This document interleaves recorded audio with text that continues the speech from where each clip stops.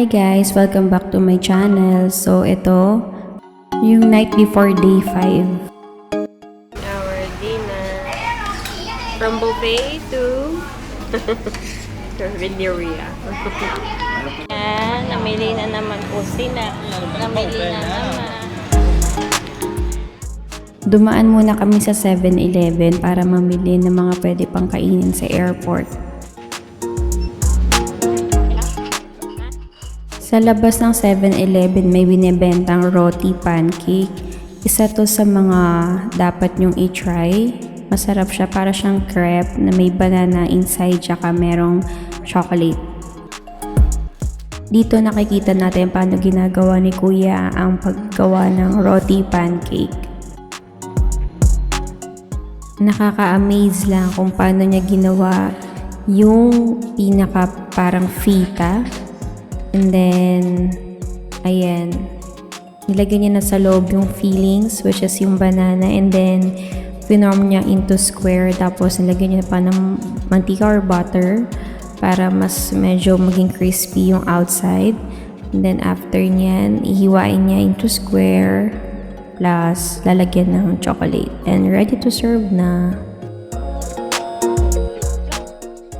So for only 60 baht or times 2, 120 pesos, makakatikim ka na ng masarap na street food na ito. It's our last day in hotel. So yan yung view from outside. Vice Beats Hotel. Ano masasabi niyo sa stay? Very okay. Are you happy? Good. Good. Ito lang yung lugar na nakakatulog isang gabi lang yung hindi ako nakatulog. Bakit? Bakit? Wala lang, bakit? Mahal. Susulitin namin ang aming last day ngayon. Day 5. And we're heading home. Ano kaya kuya?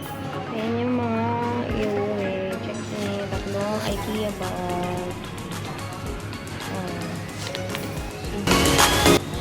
Okay guys, last day. Check. Ano kaya kuya? Ayan yung mga iuwi. Check niyo, tatlong IKEA bag. Iniwan muna namin yung aming gamit at babalikan ito mamaya. Okay, last day, sulitin. It's already, oras na ba? Magto 12:35. Ayan, punta muna kami somewhere. Outlet muna daw. Wow. So, 80% Enjoying last day. Punta kami sa Central Village. Ayan. Hindi natin kung ano yung mga outlet, pero kakain muna kami. Mark CR. Hinayo talaga namin tong Central Village para makabili ng shoes para kay father. And then, ito, yung price niya, saktuhan lang. Food Village, guys. Ang daming mga outlet dito. Kaya mo na daw, mauna na daw.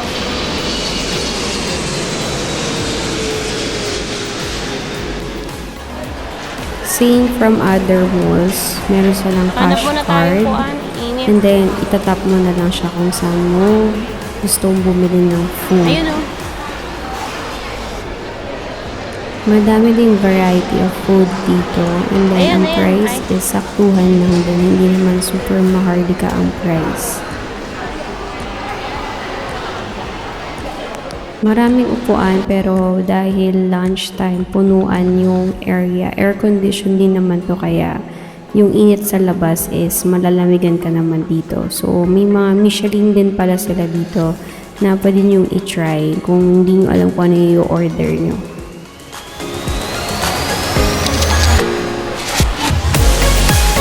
After kumain, shopping na naman. Kailangan masulit daw yung 1,250. Pin, 6,000 pa rin. So, mahal. Ay, ayan guys, so 2,490. Buy one, get one yan. So, ayan o, buy one, get one. So, yung nakapula, yun na yung price niya. Bawa to. 2,790 pesos na to. I mean, ito pala to 390 pesos. Pero buy one get one siya. Mura na, diba? Grabe yung tasali ako. Akala ko mamaya pang flight ko. Parang nasa Manila na ata ako. Ang ganda oh. Ayan, halos tabi-tabi yung mga mall dito. Bali, binaybay namin ito papuntang Central World. Shopping na naman. Ang daming tao. People of the Philippines. Grabe, ang daming tao. Friend. Like MOA. Bestseller, mga pabango dito. Butterfly. Ang daming tao. Worth 2,000 pesos estimate yung mga pabango dito. Long lasting din, kaya talagang pinipilahan. At isa sa mga gusto nilang enjoy itong dessert na to, talagang pinilahan din nila. Pumunta rin kami dito sa Gentlewoman.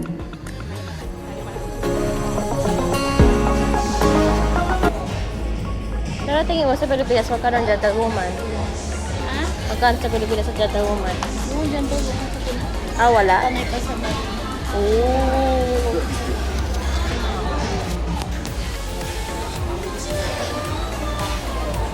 Nagaganyang bag ka ba? Ako kasi nagaganyan ako. Yan, obvious naman, no? Actually, maganda nga yung brown. Kaso mahal. So, yan yung choice or ito.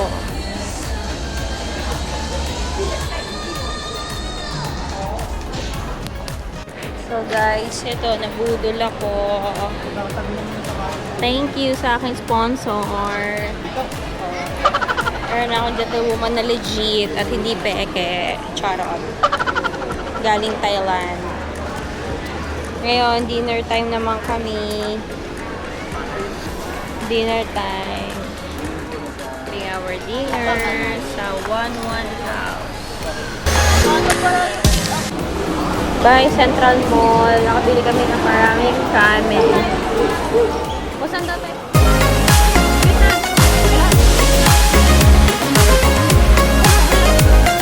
By Central World. By Thailand.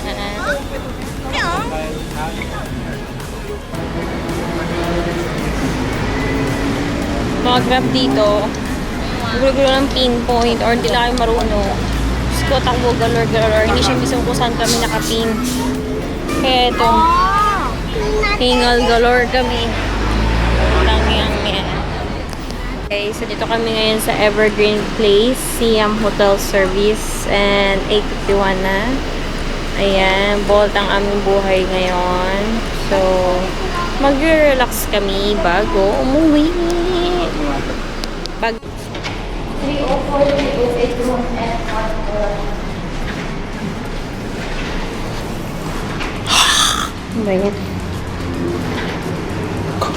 Time to relax. So we are here at what kind of building is this? So we are having our we enter at the back. What So we are going to have massage before we go home because our body is so tired. We Patiin mo. deserve this after a Tawadi very ka. long day, tiring one. Ay, mag-elevator? Oh, yung dalawa na naman. Sige. Dito daw.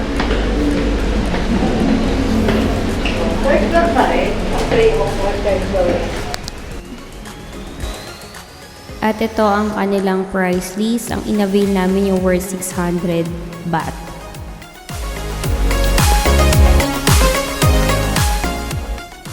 Siyempre, minsan na lang tayo dito sa Thailand. I-try na natin yung kanilang way of massage. Kasi kahit may Thai massage din sa Pilipinas, iba pa rin yung native nila yung gagawa ng Thai massage na yon. So, itong Thai massage is mostly hindi siya hagod, para siya more of pukpok. So ayan, may paglinis din naman ng paa bago isalang, and then hindi na kailangan mag-remove ng clothes totally. So kasi nga dahil more of pukpok sila, or more on point pressure. Ayan, so ito yung pinaka-massage room nila, no? Medyo lowered para siguro talaga mapwersa nila by gravity. Bali may pagpalit pa rin naman ng damit, pero hindi siya totally naked, no? Ayan. So after massage, may patsaa sila. Medyo nagmamadali na rin sila kasi nung oras na nito. Masaya mo sa massage? Masarap nung masakit. Ikaw? Anong rating mo? 1 to 10? Mahal? Ano pa? Mahal, para sa... Hindi mo type yung Thai massage. Ito lang. Alam ko naman stretching yun. Hirap na hirap ngayon matanda sa akin. Yung parang senior na yung nag-ano sa akin. Sakit din. Pag ginamit ito, Less ng 15 Ako nga, dito. minutes, hindi na Sinabi ako na kompleto. soft pero nung ano. Masakit, uy, bigat masakit. na naman. Napapagaran ako. Pero Umuunat ako overall, eh. good siya. Sakit eh. Overall, worth din naman itry itong massage na Thailand made. Okay, we're heading home. Heading home, You will miss Thailand? Ha? Not so much. Not so much. Miss mo ang Thailand? Yeah. Yeah. So guys, So, ito na rin yung service namin na nabook. Bali, diretsyon na to, van transfer to airport. Ayan, nasa airport na kami niyan. Medyo maaga kasi alam mo naman international tayo, baka ma-delay, no? At tama lang din ang desisyon namin kasi napakahaba ng pila sa check-in kasi ang dami ng mga pinamili ang mga kapwa nating Pilipino. Siguro mga retailers din sila.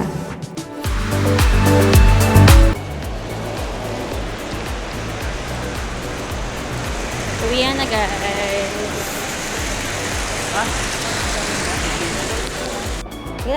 Isa sa mga travel hacks pag pupunta kayo ng mga Thailand, ganyan, yung mga may bibilin kayo pa uwi, is huwag na kayo magbitbit ng luggage papunta kasi nga mabigat pati yun, dagdag sa gastos pa yon. Ang ginawa na lang namin is yan, nakikita nyo yung mga IKEA bag. Subok naman na siya, matibay. Nakauwi naman ng Pilipinas na buong buo pa rin yan. Mga 300 plus lang naman yung sako bag na yan, nabibili yan online, TikTok or Shopee. At nakita ko lang din naman yung trend na yan sa mga TikTok din, mga kapwa biyahero din, no? So, ayan, bali papunta, wala kami dalang check-in baggage, and then pauwi, doon na kami nag-avail ng check-in baggage, which is nakakatipid kasi magaan lang naman ang sako, kayang i-hand carry. So, inabot kami ng 2 hours sa pagpila pa lang sa check-in. Sobrang haba talaga ng pila. And then, ayun nga, pagkatapos, ang haba rin ng kanilang airport. Bago pagdating namin dun sa pinaka-area is boarding na agad. At ito na yung nangyari, hindi natin nagustuhan. Boarding na rin guys.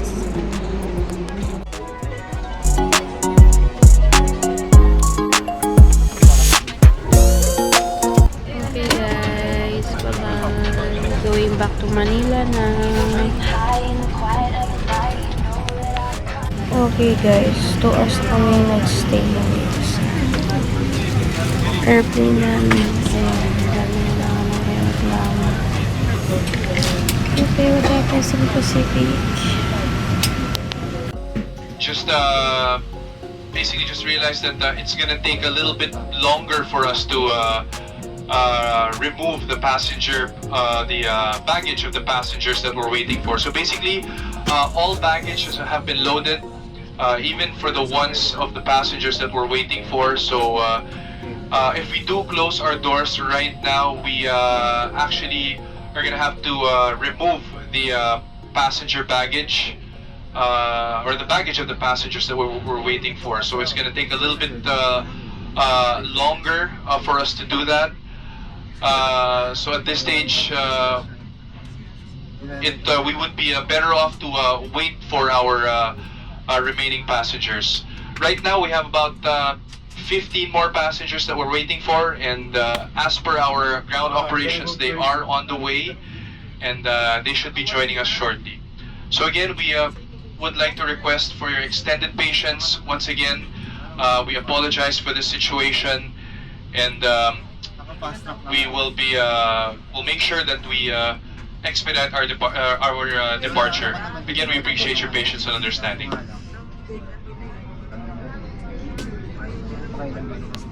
Finally, yung 3:50 na boarding naging 6:03 AM. Dumating na yung mga late na pasahero na hindi namin alam. Nagka-problema daw sa immigration. Inantay namin sila ng 2 hours. So, isipin na lang natin baka delayed yung flight. Parang delayed flight na naman 2 hours. Nagkantay ka dito sa malamig. So, ayan yung mga isa sa mga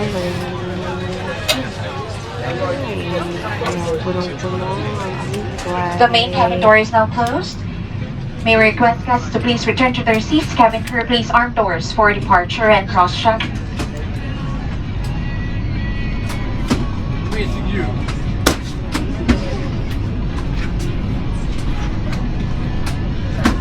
Karanta na rin yung iba. Is Captain Sigfred Go, and this is by First Officer Rama Gomez. Your flying time is approximately 3 hours.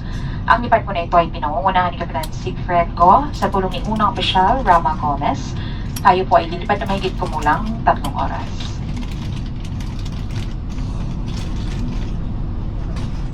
Ladies and gentlemen, please direct your attention to your cabin crew, who will demonstrate the safety features of this aircraft. Each seat is provided with a seatbelt. To fasten, Our Cebu Pacific team headed by our flight crew, Captain Sigfred Go and First Officer Rama Gomez, together with your cabin crew, we thank you for making Cebu Pacific your line of choice. Once again, ladies and gentlemen, we sincerely apologize for any inconvenience brought about by this delay, and we hope to make it up to you with one of your future flights with us. May have a pleasant stay here in Manila or wherever onward destinations may be. Muli po kami po'y nagpapasalamat sa pagpili at pagsakay ninyo sa Cebu Pacific Air. Maligayang pagdating sa Manila. Okay guys, may pa Wendy's sila. Wendy's ang Cebu Pacific, pambawi sa delay.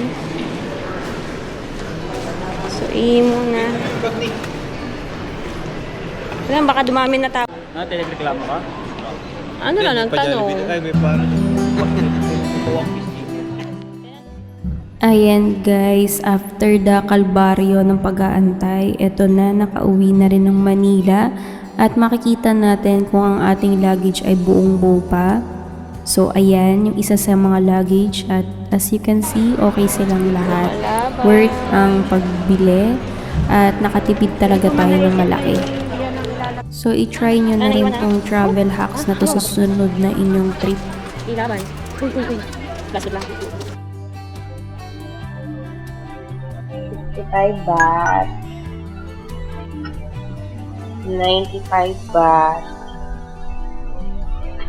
100 baht, 150 baht, para sa akin ng mama ko, 145 baht, walang kumot, 85 baht ko. At kanin na yun. Ito, mura lang din ito. Nakalimutan ko yung price. Ito naman, parang palo lang ata ng 200 pesos. So, sunscreen siya. Ito, 25 baht. Sabi nila maganda daw. Hindi pa ako nakontento. Bumili pa ako ng malaki. 100 baht. Oil-based na pawang 8 ml to. Pero, para sa 1,600 pesos. Bali, 160 baht. Buy one pa lang. Ito, mura lang din ito.